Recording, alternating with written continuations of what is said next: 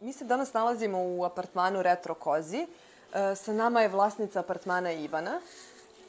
Ivana je naš novi saradnik i ona će nam ispričati svoje utiske vezane za izdavanje apartmana. Ivana, kažite nam od kada vi izdajete apartmane? Apartman izdajemo od nedavno, od 6. maja ove godine. Prvi put smo se oglasili prvo na Bookingu, a onda smo shvatili da to nije dovoljno. Oglasili se na apartmanima u Beogradu i na Airbnb-u. I ispostavilo se da su apartmani u Beogradu bili najbolja opcija jer nam obezbeđuju najviše gosti. A kako ste nas pronašli da ste uspeli da dođete? Tako što sam otprilike pregledala sve sajtove i videla da je vaš najposvećeniji, u stvari, najviše informacija vlasnicima stanova daje kroz taj vodič za vlasnike stanova. Bukvalno sve što me zanimalo o samom, jer apsolutno ništa o tome nisam znala, sve što me zanimalo, ja sam na vašem sajtu uspela da pronađem. Da, taj vodič, inače mi smo pisali mesecima. I vodič, ja mislim da ljudi otprilike i da ne znaju koliko on korisnih informacija daje ljudima. Evo vi kao početnik u izdavanju apartmana možete da potvrdite da ste... Sigurno. Znači, pogođena apsolutno svim što sam pročitala sam i opremila stan, i oglasila, i odredila cenu. Zaista je stvar pomogla neverovatno. Mirjevo, da, nije nešto posebno popularna lokacija i super je malo da prenesete utiske ljudima koji se dvoume oko toga da li je okej izdavati u Mirjevu ili nije. I ja sam imala istu sumnju na početku i stvarno smo u nekoliko navrata razgovarali o tome, odnosno muž je bio onaj koji je postavio pitanje si ti normalan ko će doći u Mirjevo da iznajmi stan na dan.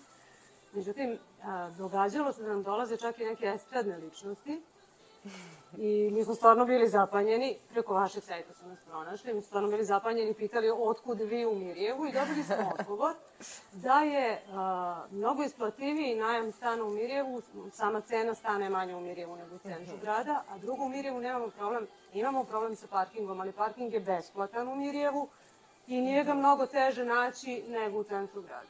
Da, to je velika prednost. Uglavnom i ljudi koji dolaze sa strane imaju veliki problem sa parkingom, tako da Mirjevo opet i nije toliko ni daleko. I oni koji verovatno žele da ostanu neprimećeni, misle da će lakše proći neprimećeni u Mirjevu nego u samom centru. Ivana, vi od skoro izdajete apartman. Kažete nam kako ste vi organizovali u startu? Redovno ažurirate kalendar kod nas ili? Ja vam kažem, to je najmanji problem. Sajt sam ažurira, odnosno ja imam informaciju na sajtu kada je apartman zauzet. Jedina je obaveza da uskladim sa ostalim sajtovima, odnosno da sama zasenčim na ostalim sajtovima termine kad je zauzet. Ja nisam mnogo letovala po luksuznim odmaralištima, dakle najčešće sam letovala u apartmanima.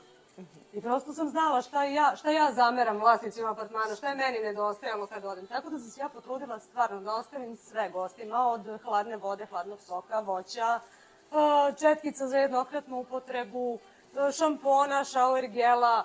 Znači, ako su oni u nekom tranzitu, ako je njima potrebno da ovde provedu jednu noć, ne moraju apsolutno da raspakuju svoje stvari.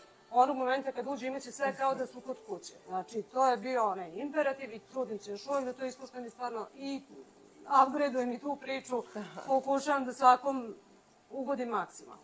Sjajno. Vi ste otprilike nam odgovorili na sva pitanja. Nisam nekog da volim da pričam. Sjajno.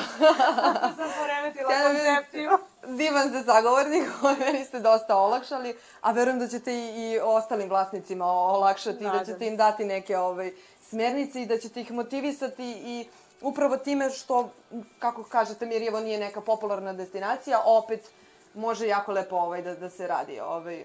Hvala vam, Ivana, još jednom.